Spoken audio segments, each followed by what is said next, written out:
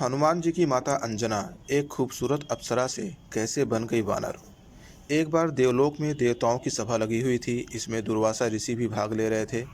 जिस समय सभा में विचार विमर्श चल रहा था, उसी समय सभा के मध्य ही पुंजिक स्थली नामक इंद्रलोक की अप्सरा बार बार इधर से उधर आ जा रही थी। सभा के मध्य पुंजिक स्थली का यह आचरण ऋषि दुर्वासा को अच्छा न लगा।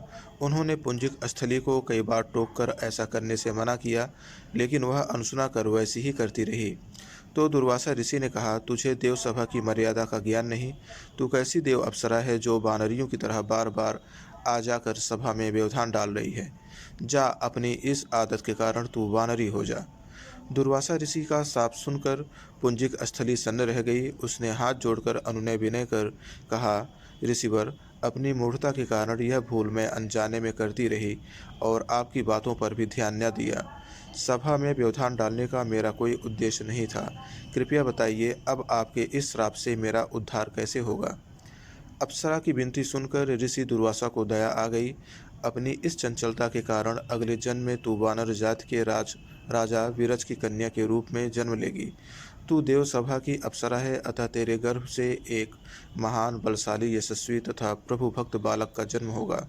पुंजिक अप्सरा को संतोष हुआ। पुनर्जन्म में वानर राज विरज की कन्या के रूप में उसका जन्म हुआ। उसका नाम अंजना रखा गया। विवाह योग्य होने पर इसका विवाह वानर राज केसरी से हुआ। अंजना केसरी के साथ सुखपूर्वक प्रभास तीर्थ में रहने लगी। इस क्षेत्र में बहुत शांति थी तथा बहुत से ऋषि आश्रम बनाकर यज्ञादि करते रहते थे। एक बार ऐसा हुआ कि वन में विचरने वाला शंखबल नामक जंगली हाथी प्रमत्त हो उठा तथा वन में उत्पात मचाने लगा। उसने कई आश्रमों को रौंद डाला, यज्ञ वेदियां नष्ट कर दी। उसके भय से भागते हुए अनेक तपस्वी बालक आहत हो गए। कई आश्रम उजड़ गए। कई ऋषि भय के कारण आश्रम छोड़कर चले गए। केसरी को जब शंखबल नामक हाथी के इस उत्पात का पता चला, तो वह आश्रम तथा आश्रमवासियों की रक्षा के लिए तत्काल वहां आए और शंखबल को बड़ी कुशलता से घेर कर उसके दोनों दांतों को पकड़कर उखाड़ दिया। पीड़ा से चिंघाड़ता हुआ वह हाथी वहीं धराशायी हो गया और मर गया।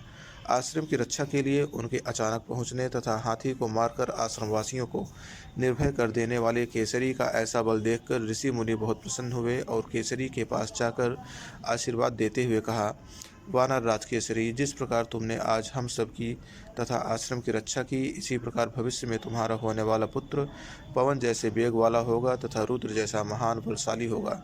तुम्हारे बल तेज के साथ साथ उसमें पवन तथा रुद्र का तेज भी व्याप्त रहेगा।